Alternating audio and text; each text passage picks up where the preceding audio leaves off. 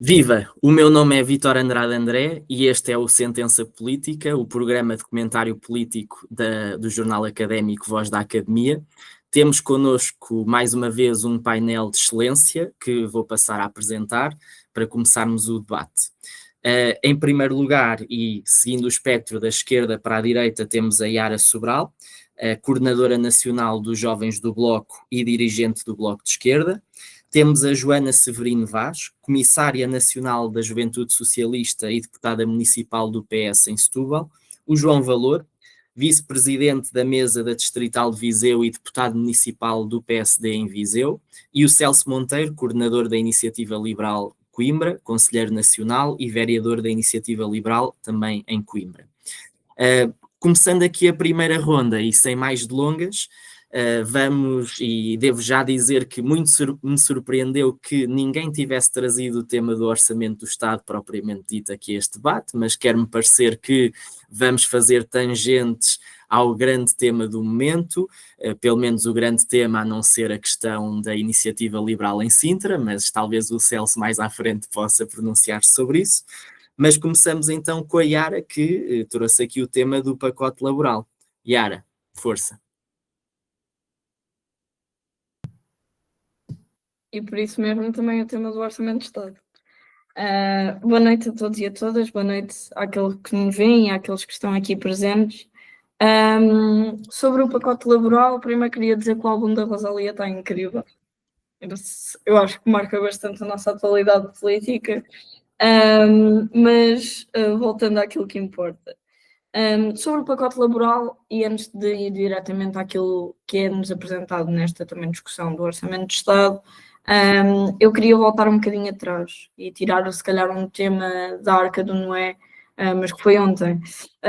Todos nos lembramos da crise dos chips, do pós-Covid, e também nos lembramos das taxas de Trump, que tinham como grande entusiasta em Portugal André Ventura, e também não esquecer que essa é uma guerra, essa guerra comercial continua. As guerras por todo o mundo, umas mais escancaradas, outras menos, têm dominado aquilo que é a ordem mundial. Hoje não é a crise dos chips, é a crise da Nespéria, que é a crise de uma empresa, esta empresa que fabrica componentes eletrónicos, que tem 40% de cota do mercado e que são muito importantes para a produção de automóveis e que nos diz muito, por isso mesmo. Mas pronto, Trump ordenou que as empresas... Hoje as empresas que constam na lista negra das taxas de Trump vão ser alargadas. Isto porque Trump há pouco tempo tornou público que as empresas que têm participação de 50% ou mais por parte das empresas que já se encontravam na lista original, estão também elas abrangidas agora pelas taxas. E é o caso desta empresa que eu disse, da Nespéria, que fabrica estes componentes eletrónicos que são tão necessários para a elaboração da indústria automobilística e principalmente europeia. A Nespéria é uma empresa que tem como sede os Países Baixos e que é detida por uma gigante da tecnologia chinesa chamada WingTech. A WingTech está nesta lista negra inicial de Trump. E com isto a Nespéria passa também a estar nessa lista negra das taxas. Vendo isto, os Países Baixos, o governo dos Países Baixos decidiu tomar um passo em frente e ficar então o governo dos Países Baixos responsável pela produção da Nespéria e para que a indústria automobilística europeia não parasse. Como é que a China lida com isto? A China bloqueia a elaboração das fábricas europeias, deixando de enviar componentes para as fábricas, componentes esses necessários para o trabalho que estas desempenham. Ora, no meio desta guerra, esta menos escancarada que as outras, isto não passam de tentativas das duas 10 segundos. São das duas maiores potências de escapar a esta crise económica. E é aqui que entra, por exemplo, este pacote laboral. Este pacote laboral, que tem como finalidade a grande burguesia e as grandes empresas em Portugal tentarem recuperar os seus lucros através da exploração do trabalhador. Por exemplo, em Braga, a Bosch acaba de mandar 2.500 trabalhadores para o layoff. Este pacote laboral, que não é um pacote laboral, é um pacote senhorial, porque permite aos patrões que se tornem outra vez senhores dos seus trabalhadores, faz um banco de horas, retorna à política do banco de horas, destrói a contratação coletiva mais destruída que o PS já tinha deixado, estica a semana às 50 horas, fazendo com que as horas extras sejam pagas a síngelo, e dificulta a sindicalização ainda mais grave, e que eu percebo Muito bem, Yara. Então, muito rápido, ainda mais grave, dificulta aquilo que é o direito à greve.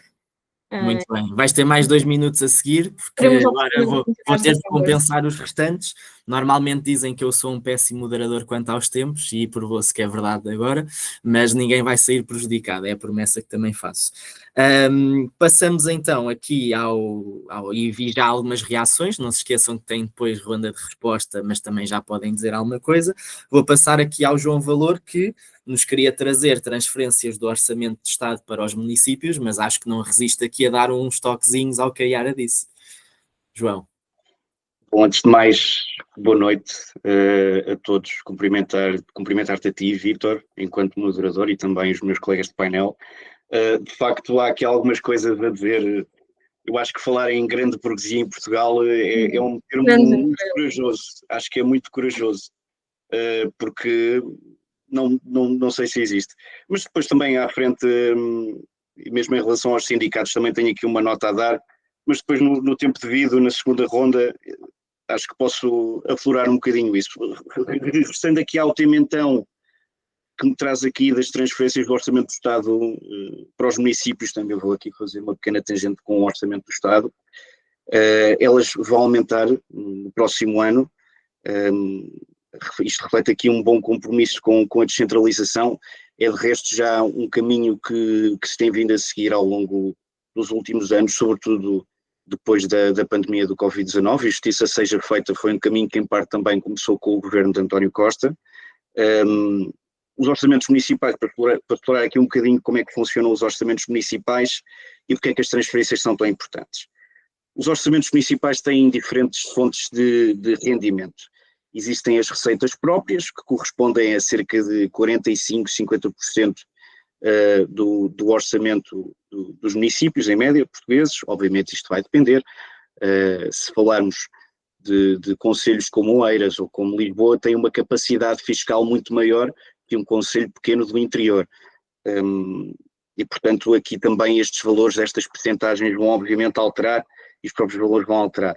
Estas fontes de rendimento próprias são o IMI, por exemplo, que costuma ser uma das maiores fontes de rendimento dos orçamentos municipais, as taxas municipais também, muitas vezes os tarifários que são também recebidos com, por exemplo, os serviços das águas, que costumam ser das câmaras, também contam aqui para esse orçamento.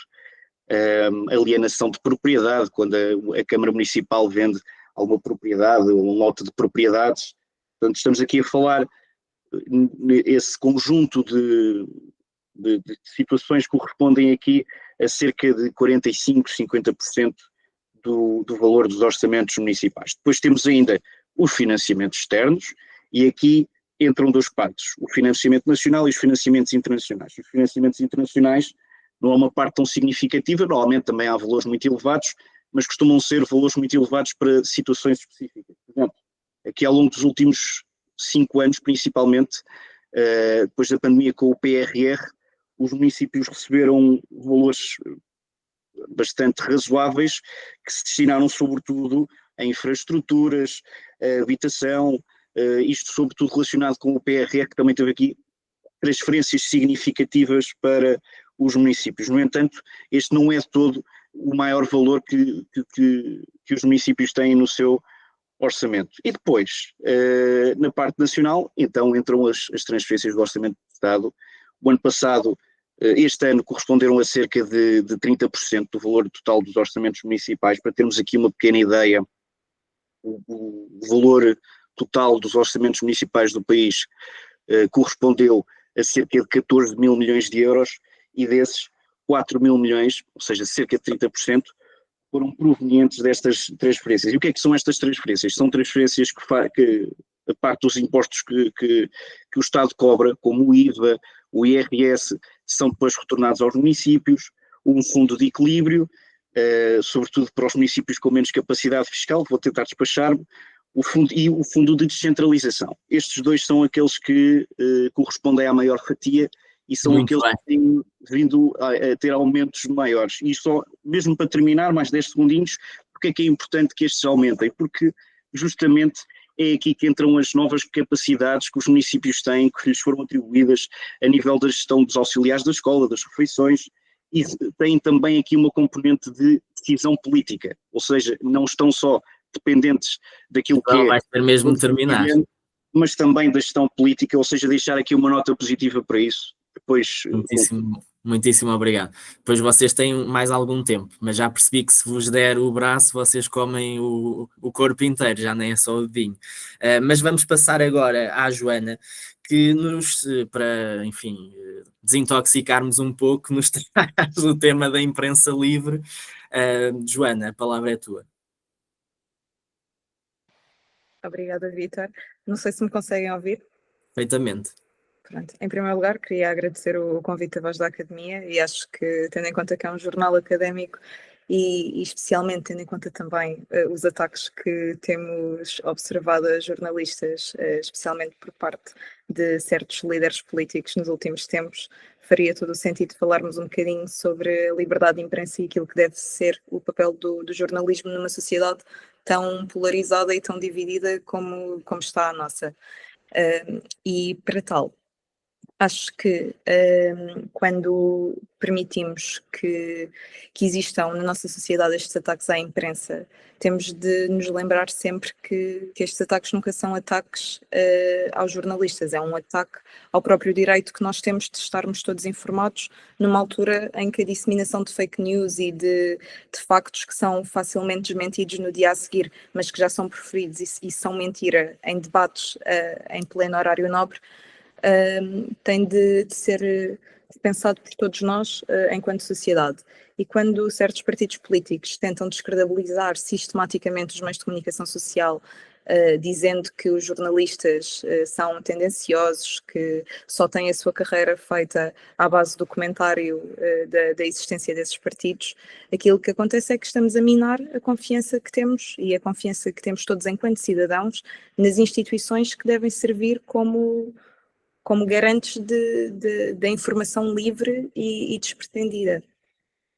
E devemos, claramente, ter uma imprensa que deve ser escrutinada, mas com responsabilidade, e não transformar aquilo que é dito em entrevistas feitas a jornalistas em inimigos políticos.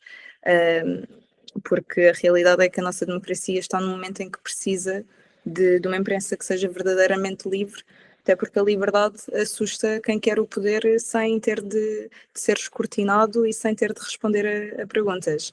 E quando esses partidos tentam transformar aquilo que é a comunicação social em bode expiatório porque não querem responder às perguntas que são incómodas, querem apenas dominar uma determinada narrativa, temos de defender todos a imprensa, aliás, não jornalistas em particular, como aconteceu agora ao jornalista da CNN, que foi deliberadamente atacado pela deputada Rita Matias nas suas redes sociais, mas temos de defender aquilo que é o direito, enquanto cidadãos, que temos à informação e a podermos participar e questionar e escolhermos também a base de onde consumimos essa informação, que é um combate que, gostemos ou não, é político e neste momento acho que é mais do que um combate político, um combate mesmo democrático. Muito bem, desde já tens o meu respeito por teres cumprido o tempo religiosamente. Agora passamos ao Celso, que nos vai falar um pouco sobre educação e admito também um bocadinho sobre o orçamento do Estado, não? Bem, primeiramente agradecer o convite, deixar aqui um desejo de bom mandato aqui a dois colegas deputados municipais que agora se inicia e sejam 4 anos em serviço das populações, sejam elas quais forem, e explicar-vos o porquê de ter trazido o tema da educação em primeiro ponto. Este ano falou-se pouco, no início do ano letivo, do tema da educação, porque coincidiu, inevitavelmente, com as eleições autárquicas e o nosso grande prisma político foram as autárquicas, até porque haviam eleições muito disputadas, quer no Porto, quer em Lisboa, e isso mudou um bocadinho o prisma. Mas, como professor, acho que a educação não pode sair daquilo que é um tema principal. E vou um bocadinho mais longe, Vítor. Eu não vou falar de orçamento de Estado. Vou falar do modelo que nós temos, porque é um modelo que mais cedo ou mais tarde nós nos vamos arrepender de não pensar nele seriamente. E falo aqui de algumas coisas. Primeiro, o envelhecimento da classe docente. É um mal e que nós temos de pensar seriamente como é que o vamos remediar. Porque cada vez mais temos professores mais velhos, cada vez temos menos jovens a entrar para o ensino, e apesar de achar que este ministro foi o melhor ministro desde o Nuno Crato a atuar, e devo dizê-lo, porque o professor Fernando Alexandre tem uma coisa que os anteriores não tinham, que é a experiência de terreno. Acho que ainda há muito por fazer, e acho que há aqui algumas questões que nós temos de levantar. A primeira é que modelo pedagógico é que nós queremos para Portugal. Queremos o atual, que é um modelo pedagógico que levanta muitas questões, porque nós temos miúdos que vão para a escola memorizar informação, deixam-na no teste e depois não se lembram dela. Isto é uma realidade e nós temos que pensar que modelo pedagógico é que nós queremos. Se queremos professores que sejam empregados de secretaria ou docentes, e a carga burocrática que um professor tem é extremamente elevada e condiciona aquilo que é a ação dele durante o ano letivo como um todo. A desmistificar aqui um mito que foi criado por uma ministra do PS, que é que nós não temos 3 meses de férias, nós temos um mês de férias como qualquer funcionário público, mas acredita-se muito que as pessoas têm 3 meses de férias e que é muito bom ser professor, não o é, e quem está na docência sabe disso. E temos de pensar neste problema durante o ano todo, não só no início do ano, quando faltam professores, não só quando saem os resultados PISA e mostram que nós estamos a perder capacidade e cada vez mais gerações mais novas perdem capacidade, mas pensar sim ao longo de todo o ano letivo.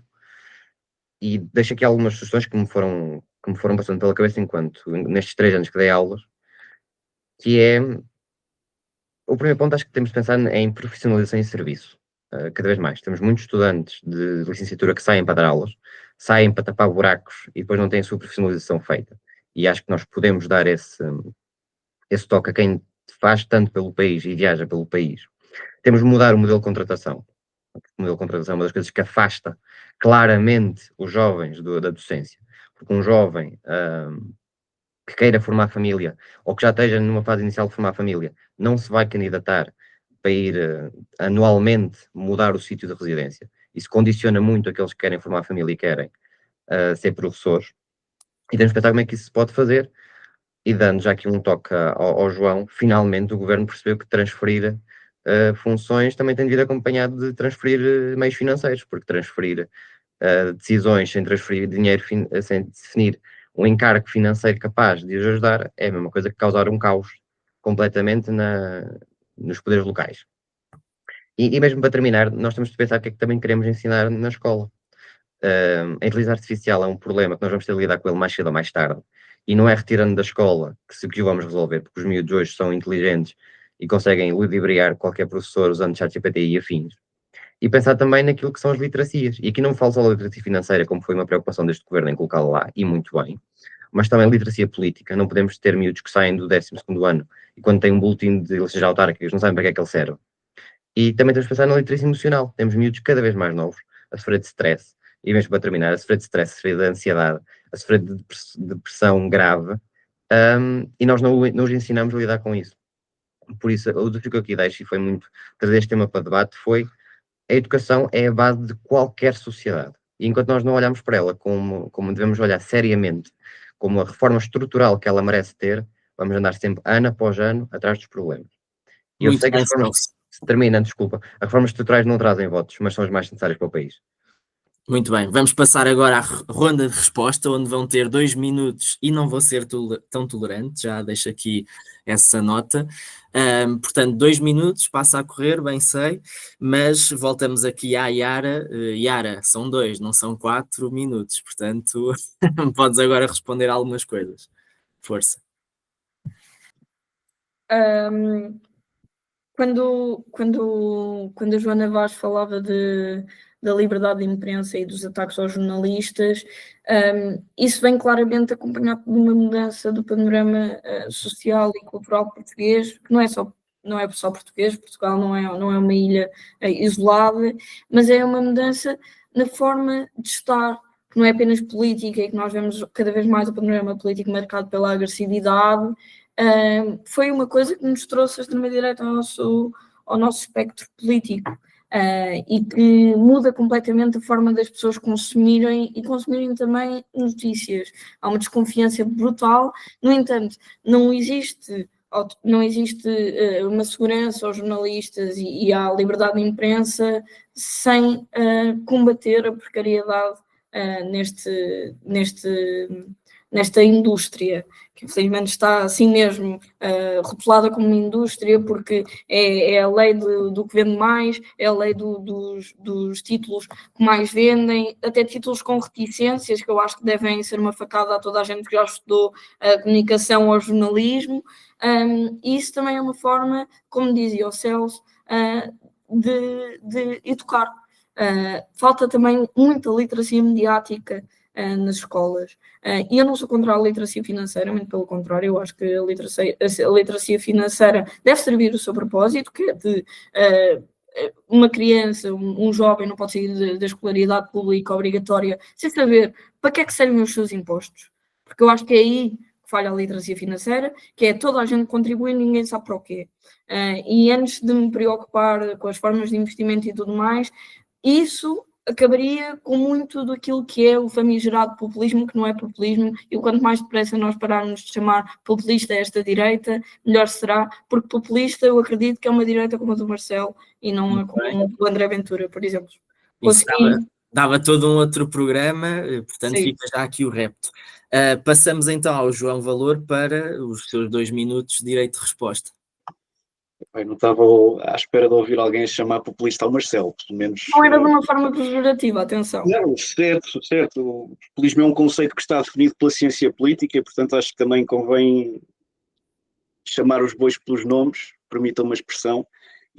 Olha que isso pode ser uma ofensa ao Presidente da República, cuidado. Força, João. Não, nada disso. Eu não sou o Miguel Sousa Tavares. Bom, passando aqui então a isto. Antes de só dar uma nota final em relação àquilo que eu estava a dizer. De facto, o aumento das transferências, como o Celso estava a dizer, é um passo muito importante, porque é literalmente a materialização de uma vontade retórica. E isso é muito importante. É algo que está a acontecer com este governo que não aconteceu com os governos de Costa. Em relação também ao tema da educação, de facto, este ministro tem feito muito.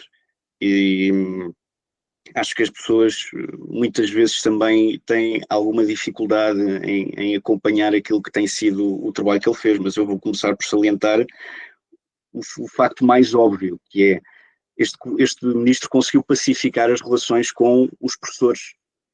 Nós nos governos Costa víamos os professores constantemente em greve, constantemente na rua, e portanto acho que é um dos ministros mais reformistas deste governo, o que também é muito importante e é de salientar. Em relação àquilo que a Yara tinha dito há pouco, sobre regressar à grande burguesia e aos sindicatos, eu de facto concordo que nós devíamos ter sindicatos mais fortes, mas nós devíamos era ter sindicatos que não fossem capturados pela esquerda radical. Temos de ter uma força sindical que seja capaz de lutar pelos trabalhadores e não pelos partidos.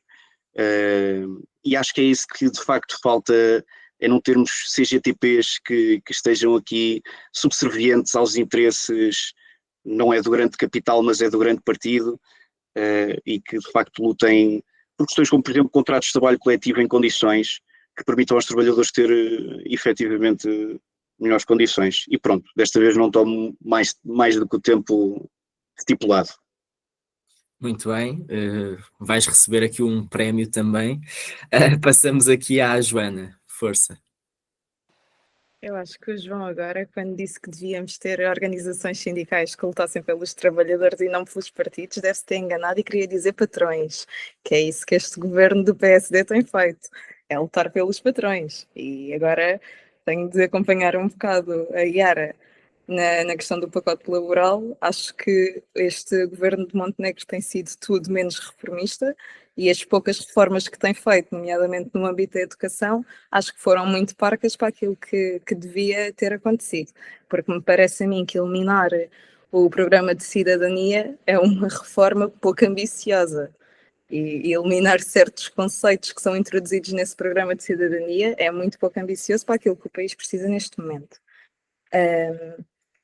Acho que a questão das transferências do orçamento para as autarquias, que o João tinha falado, parece-me que é muito importante e um bocadinho em linha daquilo que o Celso e que a Yara também estavam a dizer, de existir literacia financeira.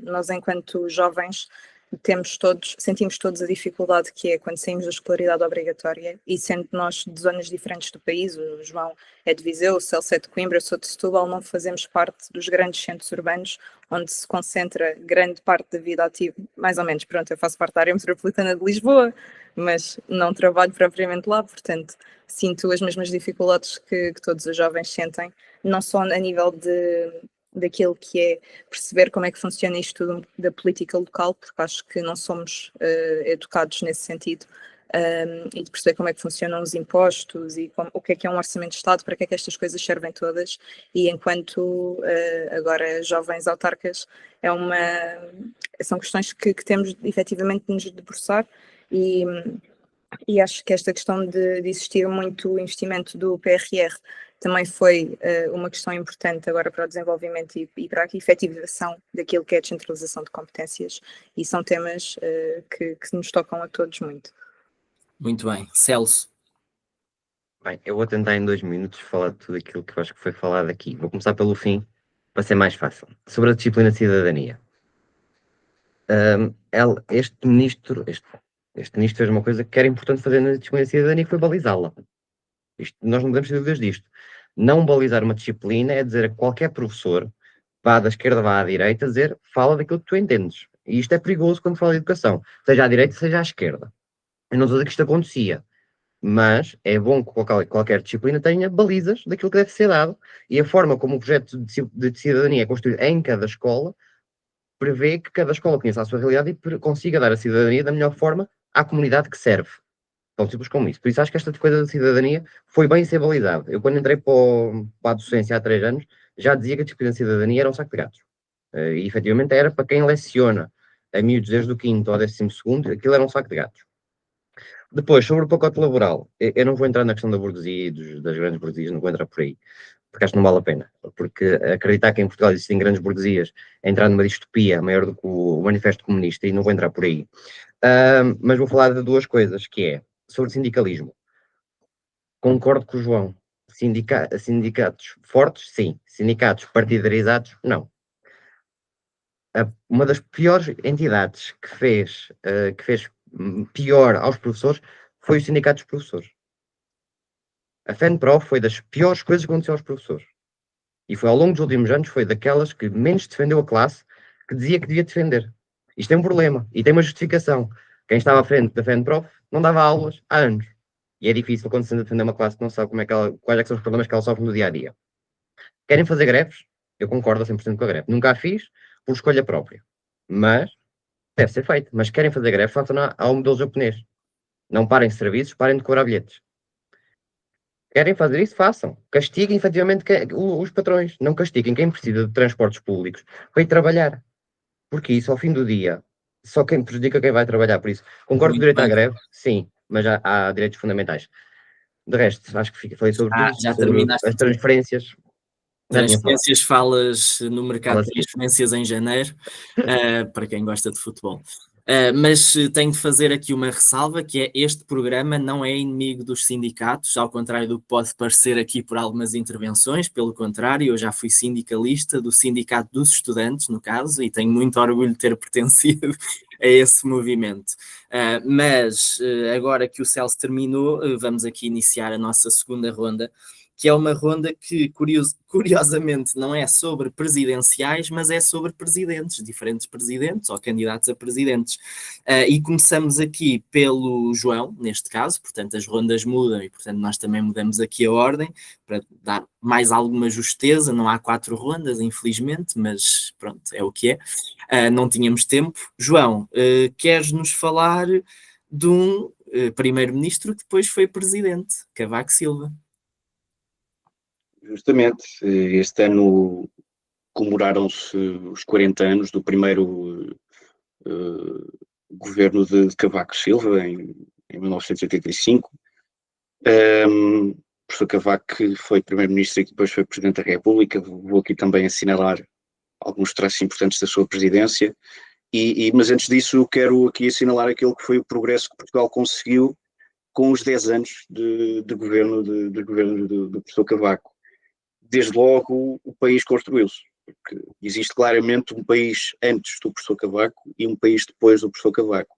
O país antes do professor Cavaco não era um país europeu, não tinha os padrões de desenvolvimento europeus, não tinha infraestruturas, não tinha equipamentos, não tinha Serviço Nacional de Saúde, não tinha educação pública de qualidade com boas infraestruturas, não tinha nada disso. É verdade, é um facto. E o professor Cavaco conseguiu trazer isso tudo, conseguiu solidificar o Serviço Nacional de Saúde, conseguiu construir a educação, infraestruturas, as autoestradas. Toda a gente gosta de falar muito mal das autoestradas, mas a verdade é que o professor Cavaco teve aqui um papel importantíssimo no desenvolvimento do país, a traçar as autoestradas que traçou. Vão dizer que foi por causa dos fundos europeus. Certo, Portugal continua a receber fundos europeus depois do professor Cavaco, eles não foram aplicados da mesma forma. E continuamos a receber durante muito tempo e continuamos a receber, e eles não são aplicados da mesma forma. Portanto, assinalar aqui os progressos fenomenais que conseguimos, assinalar também as pessoas que compuseram os diferentes governos do professor Cavaco, que eram, e muitos continuam a ser mesmo hoje em dia, com 70, 80 anos, 90, visionários, pessoas com visão crítica, pessoas com uma visão para o país, e pronto, aqueles 10 anos foram anos de crescimentos de 10% ao ano, como nós nunca mais voltámos a ver. Estabilização da democracia, aqui um fator também muito importante, houve um amadurecimento das instituições e das próprias relações entre os órgãos, a relação entre o Presidente da República e o Governo. Portugal aprendeu pela primeira vez a conviver com uma maioria absoluta, que também é muito importante, e gostou dela, tanto que a voltou a repetir 4 anos depois, de 87 para 91 e de 91 para 95. Acho que, de certa forma, a relação que o primeiro-ministro Cavaco teve com o presidente Mário Soares também influenciou o seu comportamento enquanto presidente. Eu acho que ele foi um excelente presidente, sempre respeitou muitas instituições, que eu acho que é aquilo que um presidente deve fazer, mas, de certa forma, também foi aqui moldado pela sua relação tensa com o presidente Soares. Assinalar a entrada na CE e, por último, para terminar, estes foram anos em que as pessoas acreditaram que Portugal ia crescer e que se ia desenvolver, que o amanhã ia ser melhor que o hoje. E isso desde aí que muito poucas vezes voltou a acontecer. E termino. João, não precisavas de criticar assim também os governos do PSD, que entretanto ocorreram. Estou-me a meter contigo, não precisas do direito de resposta. Mas passamos agora rapidamente para a Joana, que nos vem falar de presidenciais propriamente ditas. Também estava com receio que não viesse este tema. Força, Joana. O tema das presidenciais é um tema que nos tem ocupado muito tempo e se calhar mais do que aquele que devia. Mas tenho a convicção de que as próximas presidenciais vão ser um bocadinho mais do que a escolha de uma pessoa em concreto. Acho que vão ser mesmo o reflexo daquilo que o nosso país quer ser, e tendo em conta também os resultados eleitorais que obtivemos nas últimas eleições legislativas e também agora nestas últimas autárquicas, pode ser interessante fazer também um contraponto daquilo que é a tendência ou a dispersão de voto do eleitorado, e é importante também num sentido em que a presidência não deve ser uma extensão dos partidos. porque tem um caráter e uma função de equilíbrio e de responsabilidade e daquilo que deve ser a visão para o futuro, e num tempo em que a política está cada vez mais segmentada e cada vez mais a viver de imediatismos, de ciclos curtos e polarizados, o Presidente da República tem de ser alguém que consiga devolver serenidade à democracia e não alguém que esteja só à procura de palco, mas que saiba ouvir efetivamente os seus cidadãos e que consiga, sobretudo, nesta fase em que a política está a atravessar no país e no mundo, que saiba unir e representar a diversidade que o país representa. Portugal precisa, por isso, de um presidente que consiga dialogar, que é coisa que a Assembleia da República tem tido alguma dificuldade a fazer, e precisa, sobretudo, de manter a coesão do Estado Social, que me parece que está a ficar um bocadinho degradado, e que perceba, sobretudo, que a estabilidade democrática não é propriamente inimiga da mudança, ou seja, deixar que as pessoas escolham quem é que querem para liderar os executivos e qual é que é a visão política e ideológica que querem para o país, mas tendo a noção de que o presidente deve servir como força de garante. E acho que nós, enquanto jovens, também temos de olhar para as próximas presidenciais com uma outra maturidade, não tanto se calhar como um confronto de cores políticas, mas mais como um momento para pensarmos como é que queremos ver o país daqui a 10 anos ou daqui a 15 anos e como é que queremos ser enquanto sociedade, quais é que são os valores que queremos que representem Portugal no estrangeiro. Por isso as presidenciais são, no fundo, um bocadinho um teste àquilo que vai ser a nossa própria ideia de como é que queremos, se queremos um país de ruído, de divisão, de segmentarismo, ou se queremos um país que consiga ser responsável no panorama político internacional e se queremos um presidente que consiga devolver um bocadinho aquilo que é a esperança da democracia às pessoas. Celso, concordas com este perfil de presidente ou não? Bem, posso dizer que concordo quase na plenitude com tudo o que a Joana disse. Acredito que estamos a falar de pessoas diferentes, mas acredito nisso. Bem, sobre as presidenciais também, aproveitando a onda para falar do tema também, concordo que elas são uma eleição de regime. Ou seja, nós temos no próximo dia 18 de janeiro escolher o regime que queremos. E escolher também um perfil de presidente. E não pode ser um perfil como o professor Marcelo Rebelo de Sousa. Porque foi sempre demasiado intervencionista, tomou decisões erradas em alguns momentos, e nos últimos anos, quando falava fora do tempo e falava mal. Por isso, um presidente, quando fala, tem que ter certeza daquilo que diz e tem que ter a certeza que vai falar sem causar um impacto negativo no país. Posto isto, vou fazer aqui alguns comentários prévios. Em prol também daquilo que a Joana falou da imprensa livre, acho que todos os candidatos, pelo menos os candidatos têm alguma possibilidade de fazer bons resultados e não têm o mesmo tempo de antena. Então vou fazer uma coisa que eu nunca pensei ver um liberal, inclusive eu, fazer. Acho que o António Filipe devia ir mais vezes à televisão, porque é um candidato com alguma história política e ainda não foi nenhuma vez entrevistado. Eu não concordo com nada do que ele diz, provavelmente mudaria o canal da televisão, mas que ele devia lá estar, para quem ele ouve, ou ter a possibilidade de ouvir, deveria lá estar também. Por isso acho que isto é uma primeira parte, deviam ter todos minimamente um respeito democrático das televisões. Depois, falar aqui de um tema, que é a possível desistência do Jorge Pinto. Já ouvi falar sobre isso. Eu acho que a esquerda perdeu uma oportunidade, e a esquerda toda, perdeu uma oportunidade de apoiar um dos candidatos que, se não tivesse avançado, e a minha posição é pública, não tivesse avançado João Coutinho de Figueiredo, eu votaria nele, que é o António José Seguro. É uma figura moderada de esquerda, é uma figura que percebe o que é o regime é, e atrevo-me a dizer isto, que se o António José Seguro tem vencido aquelas eleições internas contra o Costa, que foram tudo menos claras, o PS era um PS muito diferente, tinha sido um PS que tinha feito muito melhor ao país. E isto não tenho quaisquer dúvidas disso. E dizendo isto, há para mim há dois candidatos moderados que o meu voto na primeira volta está mais do que decidido, e espero que na segunda também, espero que ele também avance, mas os dois candidatos que a mim me enchem os perfis é João Coutinho de Figueiredo e António José Seguro. Por posições diferentes. Acho que António José Seguro tem uma posição democrática e de Estado, e inspira confiança, e nunca tentou ir para a televisão fazer comentador político para ser candidato à presidência da República. É muito mau quando um candidato há 5 anos, ou há 6, vai para a presidência da República e quando ele surge lá nós já dizemos que é ser o próximo Marcelo. Isto é mau quando uma pessoa, quando se percebe isto à distância, e acho que não é positivo para quem o fez. Mas também temos de pensar, tal como a Joana disse, que presidente é que nós queremos. Um presidente que inspira, um presidente que quer que os jovens façam parte e que fiquem em Portugal, e aproveitando aqui os 30 segundos, dizer, pensar um presidente da República que tenha capacidade diplomática exterior, consiga no mundo dizer que Portugal está cá e está cá bem representado e que seja inspirador. Porque nós temos uma história muito boa e não vou aos grandes exemplos do que nós podemos ir à história de Portugal. Vou a Saramago, vou a Egas Muniz, vou a Sofia Melbrenner. Temos um bom passado, mas temos que garantir que as gerações que vêm mais à frente, quando olharem para nós, também entendam que nós fomos uma boa geração, fomos uma geração de futuro. E nesse sentido, já o disse publicamente, acho que há 2 perfis nesse sentido.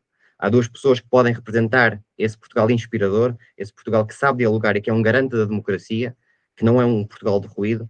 Nesse sentido, eu acho que esses 2 deveriam ter a maioria dos votos dos portugueses, e não me importaria nada ter uma segunda volta, António José Seguro, João Coutinho de Figueiredo. Complicaria-me a mim o meu voto, Muito mas bem, acho que seria um bom voto aos portugueses. Pensei que nos ias surpreender agora no final e dizer que era Jorge Pinto e António Filipe, mas não tivemos Liberal, mas não tanto. Não tivemos esse gosto hoje. E agora passamos à Yara, que nos vai falar de um outro presidente, neste caso o presidente da Câmara eleito de Nova Iorque. Yara. Eu vou falar sobre as eleições que se passaram lá do outro lado do Atlântico, mas tem tudo a ver com aquilo que se passou nos últimos tempos em Portugal. A lição que eu tiro destas eleições de Nova Iorque talvez até seja uma lição mais para a esquerda. E por isso talvez os meus colegas de painel não sejam tão avisados sem ser a Joana. Mas a campanha de Zoran Mandami nos Estados Unidos foi um exemplo de como se faz política transformadora e vencedora.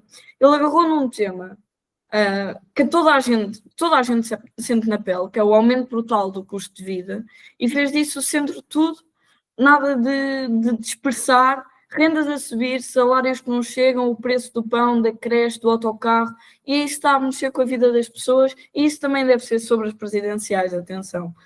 As propostas claras, concretas, quase de bolso, ou seja, congelamento de rendas em casa já com controle, que é uma proposta que o Bloco já levou às autárquicas, às legislativas passadas, e agora Mandami leva à sua cidade, creches gratuitas, 200 mil casas com preços controlados. Isto não são só ideias, são respostas concretas à crise que afeta a maioria das pessoas que vivem na cidade de Mandami, e é por isso que funciona, e na verdade é só por isso que funciona. E uma coisa que ele fez muito bem foi a disciplina de mensagem. Ele não se deixava arrastar por polémicas ou provocações que nós falávamos agora no círculo anterior, da comunicação social ou mesmo dos seus adversários políticos. Sempre que lhe tentavam mudar o tema, ele regressava ao essencial. Custo de vida, está a esmagar as pessoas, aqui está o que podemos fazer para melhorar a vida das pessoas em Nova Iorque. E quem controla a agenda, controla a conversa. Quem controla a conversa ganha o eleitorado. Outra coisa fundamental é ele tornou visível quem está de cada lado da barricada, quem sofre e quem lucra com esta crise. Qual é a linha de classe aqui, sem complexo, mas sem perder o eleitor comum que pode ou não ter esta consciência. E falou para as pessoas. E é também isso que passa às presidenciais, e vindo já às presidenciais, eu acho que é importante que toda esta conversa do respeito não se perca, e de lutar pela democracia, não se perca aqui o facto de que as pessoas estão a viver uma das maiores crises da sua vida, que é a crise de acesso à habitação, que é a crise do custo de vida, e também aproveitar para deixar assim uma pequena farpa a mim própria, mas também à Joana, mas também a quem votou naquilo que ganhou Lisboa, é que Mandami candidatou-se pela esperança e criou esperança contra aqueles que queriam vender a sua cidade ao desbarato, contra aqueles que defendiam uma política de um hotel a cada esquina. Mandami venceu porque criou uma imagem de cidade que as pessoas queriam viver. Isso também pode ser aplicado a um país, isto também pode ser e poderia ter sido aplicado a Lisboa. Infelizmente acho que as esquerdas perderam essa oportunidade de o fazer, perderam a oportunidade de criar a esperança no eleitorado que estava de facto crítico a moedas, e sobre as presidenciais, isto tudo tem de ser aplicado. Mesmo para terminar, porque a democracia não serve de nada se não servir as pessoas. E é isso em que eu acredito. E é por isso que, enfim, quem é a minha candidata tem de ter essa, porque é única, por isso nem preciso dizer o nome, tem de ter isso no centro do seu discurso.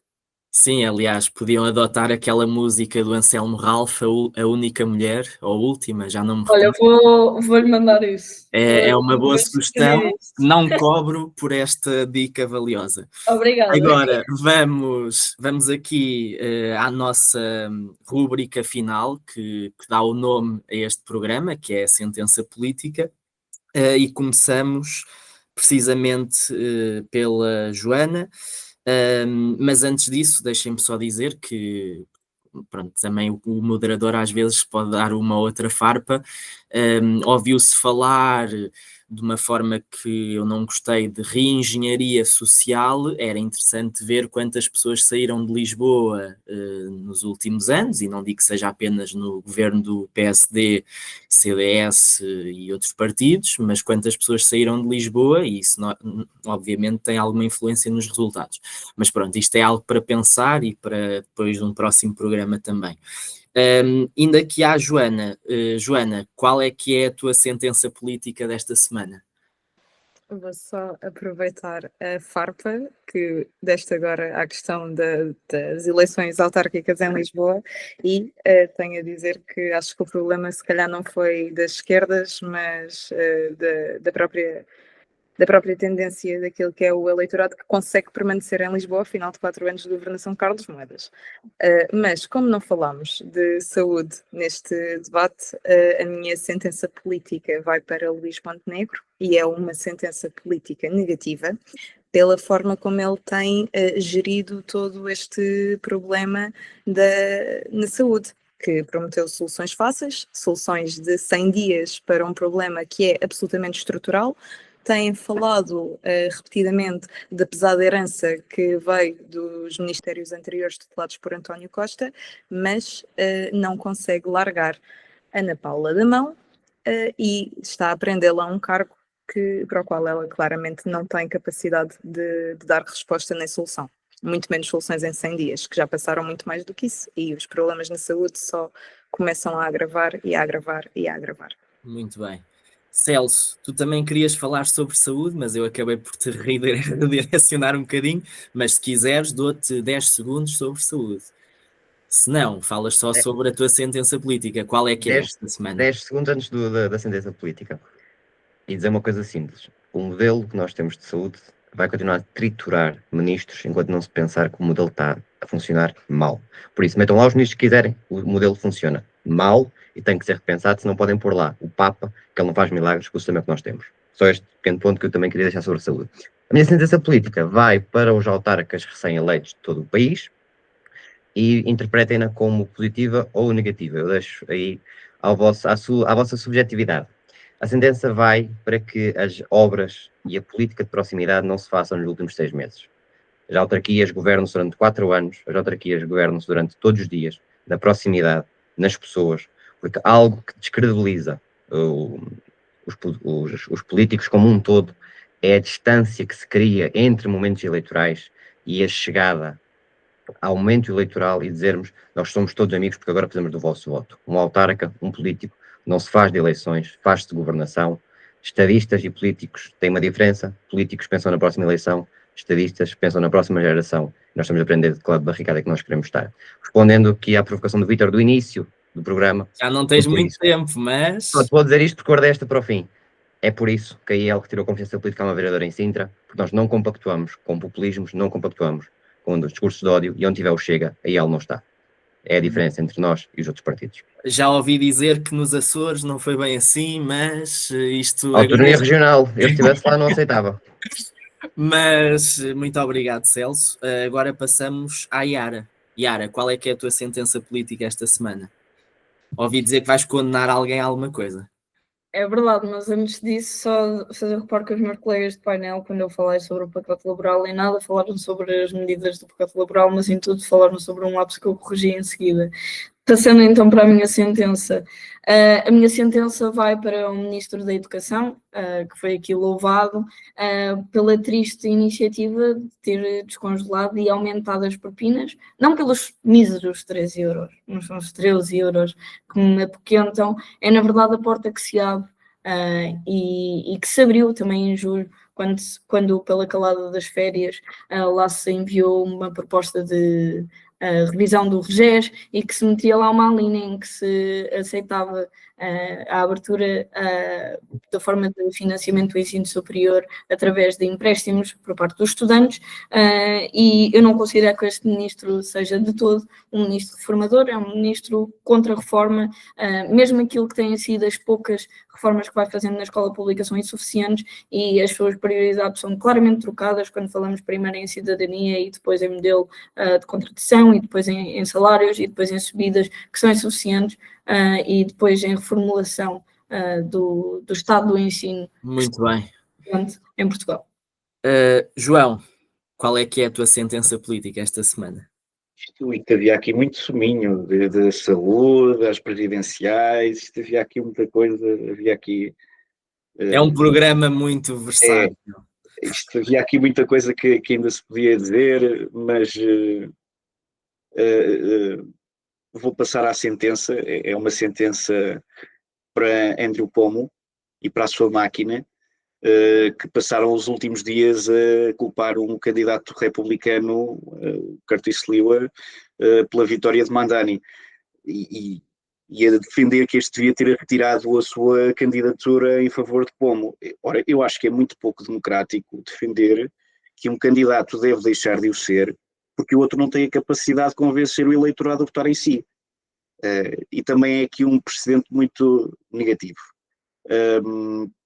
E, portanto, deixar aqui esta sentença negativa àquilo que é as elites do poder americano, muitas vezes do Partido Democrático, que estão um bocadinho podres e não se estão aqui a conseguir acompanhar a evolução que esta nova esquerda está a introduzir no Partido Democrático. E pronto, é só isso. Muito bem, acabamos com um louvor de João Valor à nova esquerda norte-americana, mas não acabamos, na verdade, porque também tenho aqui a minha sentença da semana.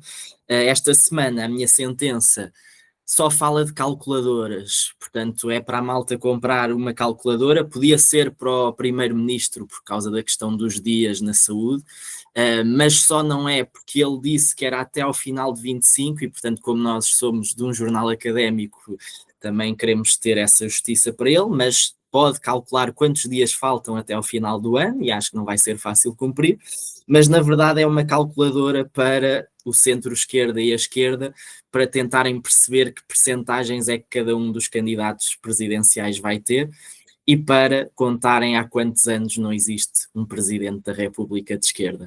E, portanto, ficamos por aqui neste Sentença Política. Agradecer muito a todos os convidados. Foi um painel excelente, como já se esperava. Agradecer àqueles vários que se juntaram a nós esta noite e àqueles que vão ouvir no YouTube e no Spotify. Muitíssimo obrigado.